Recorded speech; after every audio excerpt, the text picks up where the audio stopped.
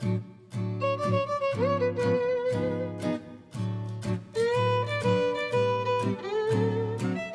my gosh, Keira. Good morning, Kate. Good morning. Good morning. I'm very excited because we have an amazing project that we're working on here. Where's here? Here is Schenectady, New York. I'm Kate Wood from Worth Preserving, and I am so thrilled to be partnering with Keira Ritter. I'm an architect based in Schenectady, New York, and I specialize in residential design. This is a circa 1899 Gilded Age mansion from kind of the boom time of Schenectady when it was growing by leaps and bounds because of General Electric, which is the major industry and kind of population growth driver here. GE has played a really important and interesting and sometimes devastating role in the history of Schenectady. At the time that this house was built, GE was in its heyday and Schenectady was booming. There was a lot of industry here between GE and the American Locomotive Company. Lots of jobs, lots of people moving in, and this neighborhood was developed as a result of need for housing for many of those executives. Yeah, and we know from the census records actually that a GE vice president lived in this house in the early part of the 20th century. So there was the original developer, Charles Veeder, who was one of the primary kind of movers and shakers of this area being built out. The current owners who came to this house, a few months ago, it was in a pretty sad state. So I think that we've got a huge project ahead of us, but so many beautiful details to work with. Absolutely. And the goal is to really restore this house to its original glory. Yeah, in a single family condition, and really celebrate the unique details that are here and position the house for the 21st century going forward. Exactly. So let's take a look at this exterior. Keira, you were here the other day when they came and they did some pretty extensive landscape work because there was so much weeds and shrubbery just overgrowing like right up against the house. So now that we've cleared some of that, you can actually see so much more detail of what's going on here, both good and bad. Yes, good and bad. It is this very eclectic, kind of picturesque combination of, you've got Queen Anne going on here, you've got Tudor Revival, you've got Romanesque Revival with this grand arch framing the main entrance, but that wraparound porch and the turrets. I mean, there's so much rhythm and movement. And then even like these classical details like the cornice and the modillions and the dentil molding. It is, and one of the things that stands out to me too as we're sitting here is the house feels so substantial. Between the quality of the masonry and also the size of the porch.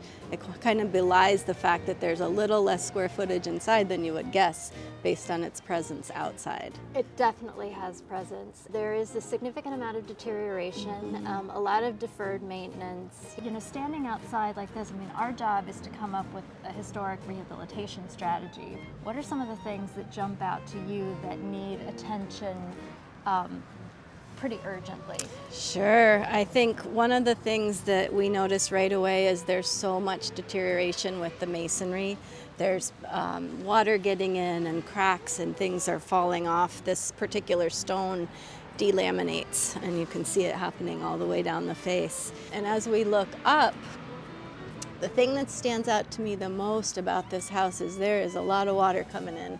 And we need to really start from the top down and study the roof construction, find the leaks and correct that, new roof, get the water issue taken care of, and really get the envelope tight.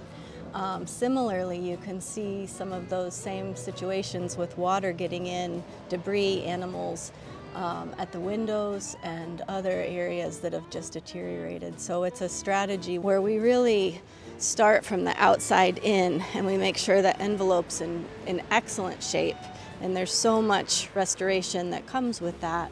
The windows are a good example. That's something that's so important that we restore versus replace because they're such a character defining feature on this house. Yeah. What stands out to you as you look at it? Well, actually, since all that shrubbery was cut back, I mean, this is a prime example of the condition of some of this masonry. Yeah, Like this you was can see actually a this. decorative grill Yep. that provides ventilation for under the porch. And you can see how this is really just a veneer over like more of a rubble masonry It's all just coming construction. off. It just fell off, and this looks like somebody's kind of caulk patch job Yeah. of the mortar. But you know, really the changes that have been made over time are kind of more in this order. It's just like, you know, not great repairs, but nobody's ever gone and just like stripped all of this or covered it with vinyl siding or replaced all the windows or done a lot of work that we're going to have to like roll back and undo. Yeah, that's a very good point, because this house is so intact. It hasn't been ruined. Right. It hasn't been maintained. There's a Exactly. big difference there. Yeah. Have you ever worked on a house that has a stone porte cochère? I have not. Neither have It I. is an incredible feature. Let's go take a look. So we're going around this amazing veranda. So the driveway approach to this house leads to this dramatic porte cochère.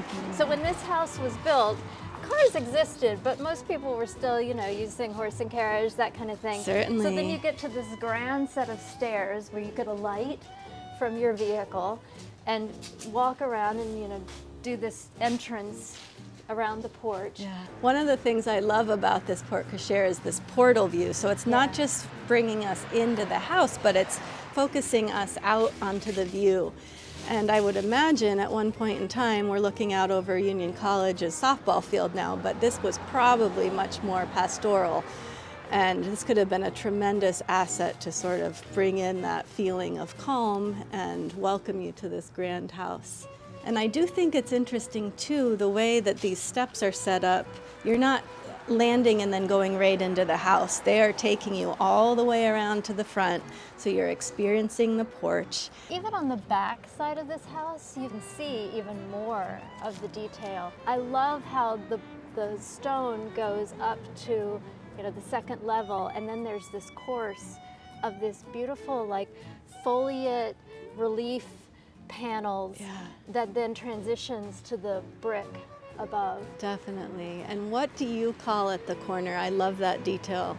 Oh, you know, it's like that chamfered corner with the overhang and then that little pendant drop. And the chimneys, which are so beautiful. I mean, look how tall and So slender tall and elegant. they are. They're like gravity defying. It is a miracle in a way that they're standing. You can see that they're canting a little bit. The mortar's failing on this one that's closest to us, and we'll definitely be getting to that very soon in our process. We're going to get up there. We've done this 3D digital scan, so we'll really be able to see pretty clearly what the condition is up there. From that bird's eye But, view. yeah, just from this perspective, you can see how the mortar has eroded. Yeah, it's really There's crumbling. definitely water getting in there. The bricks are starting to fail, and you know, those chimneys are definitely going to need work. Yeah. So as we make our way around the other side of the house, there is one area that I want to get your thoughts on because it is an area that has been changed over time, and we're going to need to address that. Let's take a look. Okay. This is the back porch, and you see how it was infilled, so it would have been open air originally.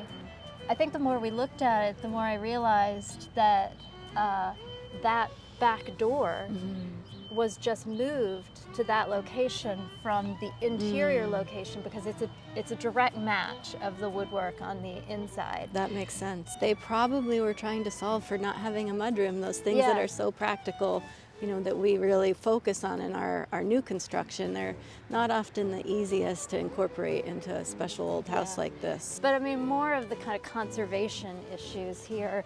I mean, this looks like it was just, like, what is going on here? I mean, there's so many layers of things happening. It's like a concrete layer over stone, and this projects out from the original.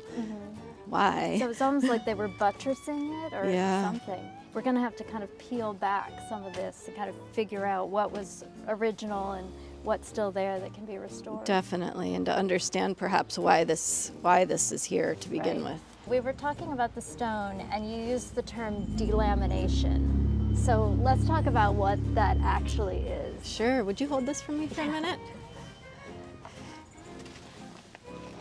So, there's a couple pieces that have fallen off the house. You can imagine that these big stones are made up of multiple layers, and as the water gets in there and then freezes and goes through that freeze-thaw cycle, it essentially pushes that outermost layer off and it falls. And that process continues to happen over time. So And sometimes you have like this, just like little fragments that Yeah. peel off, but then here probably like just a big chunk. a big chunk. It seems like this whole component, this little turret, is that what you Yeah, would call yeah. this? Has really suffered with water issues, and it probably has a flat roof up there that's been compromised, and the water's just finding its way down and through.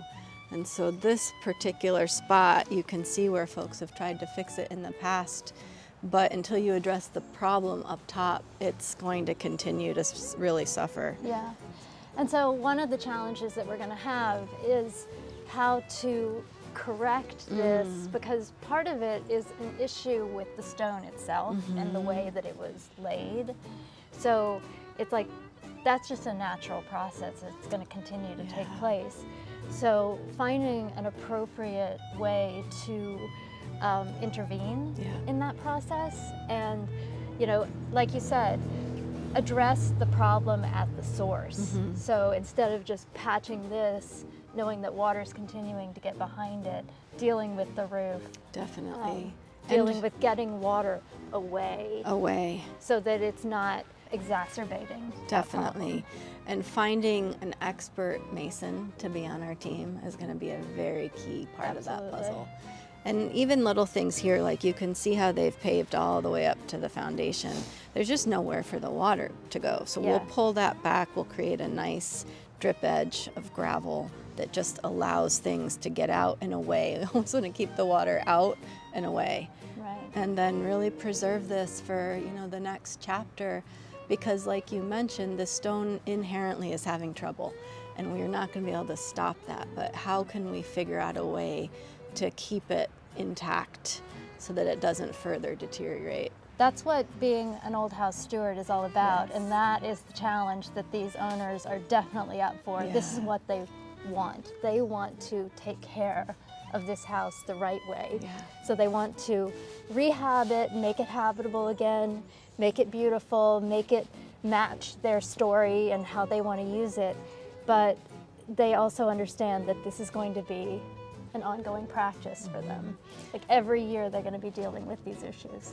The word steward is so special and important, and I personally feel so thankful to these new owners and our clients for being willing to take this on at the level that they are, because so often you see these special properties get to a place where they're too far gone. It's that demolition by neglect that we talk about all the time. And this house is so special, and it's about to get some serious TLC that it really deserves. And the stewardship component, you know, it doesn't stop there, it keeps going. Absolutely.